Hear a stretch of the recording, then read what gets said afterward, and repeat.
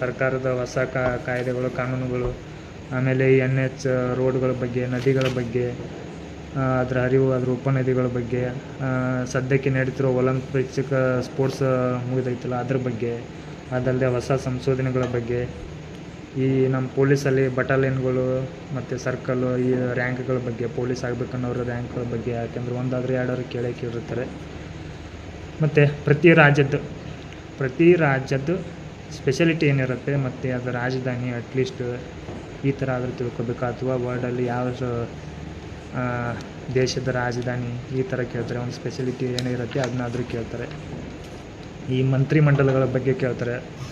ಆಮೇಲೆ ಈ ರಾಮ ಮಂದಿರ, ಸಂಸತ್ತು, ಈ ಕೃಷಿ ಕಾಯ್ದೆ, ಈ ಕೊರೋನಾ, ಇವು ರೀಸೆಂಟಾಗಿ ನಡೆದ್ರ ಬಗ್ಗೆನೂ ಈ ಕರೆಂಟ್ ಅಫೇರ್ಸಲ್ಲಿ ಬರ್ತವೆ. ಅದಾದಮೇಲೆ ಈ ಆಯಾ ರಾಜ್ಯದ್ದು ಅಥವಾ ಆಯಾ ಡಿಸ್ಟಿಕ್ಕಿದ ಬೆಳೆಗಳು, ನದಿ ಜೋಡಣೆಗಳು, ಆಮೇಲೆ ಈ ಡ್ಯಾಮ್ಗಳ ಬಗ್ಗೆ, ಅದಲ್ಲದೆ ಈ ಸೈಕ್ಲೋನು,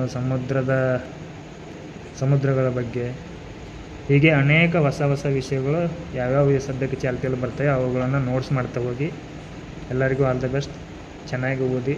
ನಾನು ಸ್ಟಡಿ ಮಾಡಿಬಿಟ್ಟು ತುಂಬ ದಿನ ಆಯಿತು. ಫಿಸಿಕಲ್ ಬಗ್ಗೆ ಚೆನ್ನಾಗಿ ಗೊತ್ತು, ಸ್ಟಡಿಯಲ್ಲಿ ಗೊತ್ತು, ಆದರೆ ಹೇಳೋಕ್ಕಾಗಲ್ಲ. ನನ್ನ ಸ್ಪೀಚ್ ಅಷ್ಟು ಕರೆಕ್ಟಾಗಿಲ್ಲ. ಹಾಗಾಗಿ ಏನಾದರೂ ಹೆಚ್ಚು ಕಮ್ಮಿ ತಪ್ಪು ಅನಿಸಿದರೆ ಕ್ಷಮೆ ಇರಲಿ.